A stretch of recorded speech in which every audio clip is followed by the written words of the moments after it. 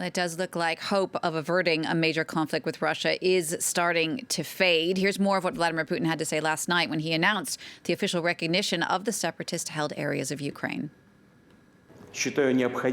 I consider it necessary to take a long overdue decision to immediately recognize the independence and sovereignty of Donetsk People's Republic and Luhansk People's Republic. I am asking the Federal Assembly of the Russian Federation to support this decision and then ratify treaties of friendship and mutual assistance with both republics. We demand that those who took and retained the power in Kiev to immediately stop combat activity. Otherwise, the responsibility for continuing the bloodshed will lay on the shoulders of the Ukrainian regime. France 24's Doug Herbert joins me on the set for a bit more analysis about Putin's speech last night. Doug, it really summed up a worldview forged after 20 years of power for Vladimir Putin. Yeah, look, I mean, you saw him sitting there.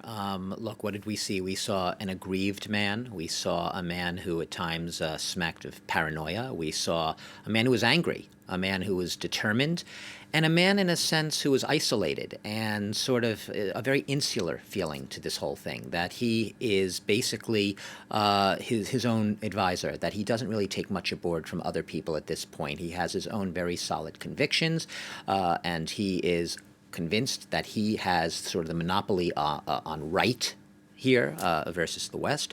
And he is unwavering, unmovable. Look, whether or not, I think this speech was sort of a concentrate of the Putin we have seen in various incarnations, but he's hardened over the years, really since he came to power with a few years off when he handed it over to Medvedev. But since, 20 years, 2000, basically. The question now, is this a watershed moment? Was this speech sort of the casus belli? Was it a breaking point? Well, I mean, and one of my answers to that would be, we've had numerous, almost countless watershed moments under Vladimir Putin. It's just, this is the latest in a series of watershed movements. It might be more dangerous this time. You remember Georgia back in 2008, a war that a lot of people have now sort of forgotten, but it was a war. And what happened there? In the months leading up to that, and the year leading up to that, the Russians issued passports to residents of these territories. They were parts of Georgia, of the former Soviet Republic of Georgia, Abkhazia, South Ossetia, issued passports to them so they became Russian citizens. And then what you do is you invoke things like there's a genocide being perpetrated against them by the provocateurs. In this case, it was the Georgians back then. You have to come in and we have to protect them. We have to protect our Russian-speaking, our ethnic Russians, our citizens, our new citizens, and it's all justified. And all of a sudden, there it is. The peacekeepers, not troops, they're peacekeepers. Remember that.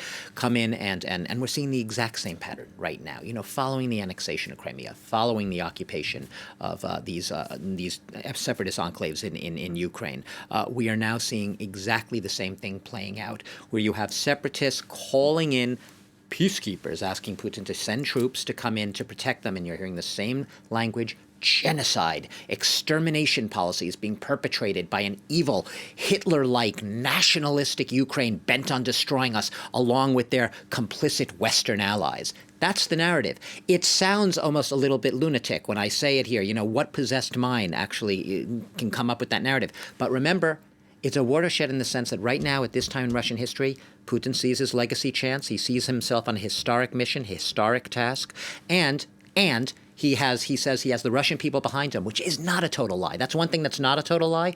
The Russian people, a lot of them support him because they've drunk the Kool-Aid, meaning the Russian state media, the strangling of the free and independent press means that a lot of the Russian population, especially those not able to or not inclined to seek independent sources of information, because there are very few or almost none of those left, they are beholden to facts and reality that simply don't exist. They are victims of disinformation, fake information, ripe targets for Putin's narrative. Doug, there have been so many attempts at diplomacy getting us to this moment. Yeah. What does it mean now? Is the door to diplomacy shut at this point? Was it ever open with Vladimir Putin? I go back to what I just said about his speech. I mean, you watched his speech. I watched his speech.